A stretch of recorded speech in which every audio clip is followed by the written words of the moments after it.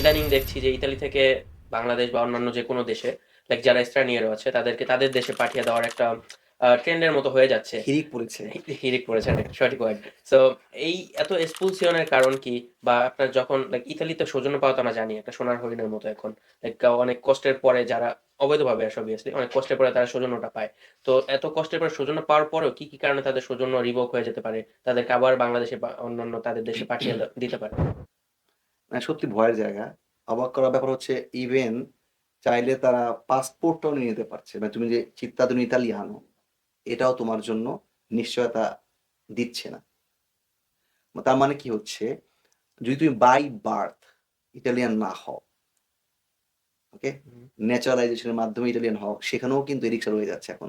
Like এখন যদি তুমি এমন একটা কথা বলো যে প্যালেস্তাইন লাইক এখন স্বাধীন দেশ এবং আমি ইতালিয়ান সরকারের বিপক্ষে কথা বলতে চেষ্টা করছি, তাহলে কিন্তু ইতালিয়ান সরকার এই ইস্যুকে সামনে রেখে তোমাকে দেশে পাঠিয়ে দিতে পারে। এখন তুমি ভাবতে পারো তোমার ইতালিয়ান পাসপোর্ট আছে, তো সেই ক্ষেত্রে এর ইস্যু হয়ে দাঁড়াবে না কিন্তু।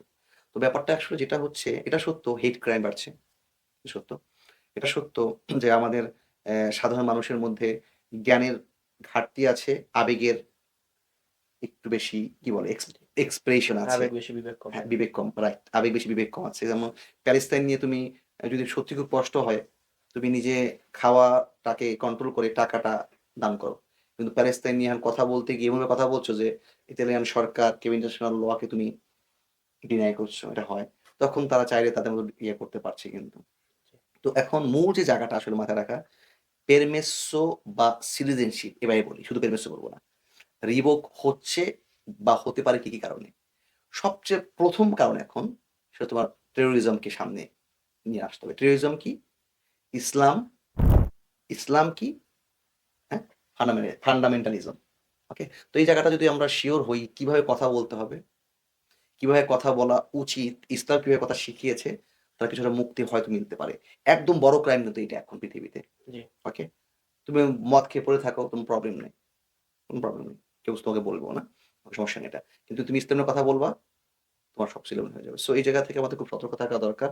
আমরা যারা এখন স্টে পারমিট নিয়ে আছি বা ইতালিয়ান সিটিজেনশিপ হয়েছে বা বাঙালি ছিলাম, তাদেরকে এই ক্ষেত্রে বোঝা দরকার যে ইতালিয়ান সরকার কোন, কোন বিষয়গুলোতে রিস্কি ফিল করে। একদম প্রথম কথা।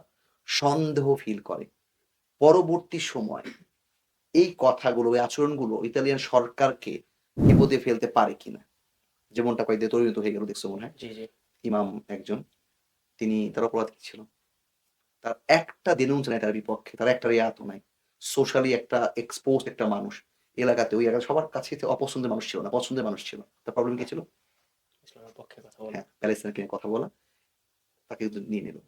ওকে, তো এই জায়গাটাতে এখন সে কবে ইতালিয়ান সব নিয়ে নিল তার না, তার বাচ্চা কাচ্চা ওয়াইফ এখানে।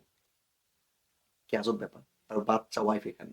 তার মানে কি একটা পরিবারকে একদমই নিঃশেষ করে দেওয়ার জন্য তাদের কোনো প্রবলেম হচ্ছে না। সো এই জন্য বলা হচ্ছে খুবই ইম্পর্টেন্টলি বোঝা দরকার কোন কথা কিভাবে বলতে হবে। এটা গেল আমরা মূলটা বললাম। এরপরে আসলে অনেকগুলো ব্যাপার আছে। যেমন তুমি এখন যেটা হচ্ছে, তোমার দ্বারা যেকোনো ধরনের একটা অ্যা অন্যায়, লাইক এটা হতে পারে তুমি ড্রাগের সাথে সংশ্লিষ্ট ড্রাগ বিজনেস, হুম, হুম। হিউম্যান ট্রাফিকিং এর সাথে তুমি সম্পৃক্ত, রাইট? তুমি অন্য অনেক ব্যাপার থাকতে পারে। সেটা হতে পারে অ্যা মে যৌন হেনস্থার ব্যাপার হতে পারে। হতে পারে, ওকে, এই ব্যাপার হতে পারে। অনেক ব্যাপার। এই যেকোনো ব্যাপারের সাথে সংশ্লিষ্ট হওয়া মানেই তুমি দেশে। কিন্তু আমরা তো আলহামদুলিল্লাহ এগুলো আমাদের মুসলিমদের একটু কমই মনে হয় আছে। ওকে? এই কদিন আগে দেখলাম যে আমি ইয়েতে মিশরীয় ৪-৫ টা ছেলে মেট্রোতে বানাই যেখানে মিলানে তাদেরকে ধরা হয়েছে এবং তাদের সেপারে দেওয়া হচ্ছে। সো এগুলো আমরা সাপোর্ট করি। কারণ এই ধরনের কাজ না হয় বেটার। কিন্তু কিন্তু আমরা যে ভয়টা নিয়ে কথা বলছি, সে ভয়টা হচ্ছে এরকম, আমি পরিপূর্ণ একটা সুন্দর নিরাপদ জীবনযাপন করছি।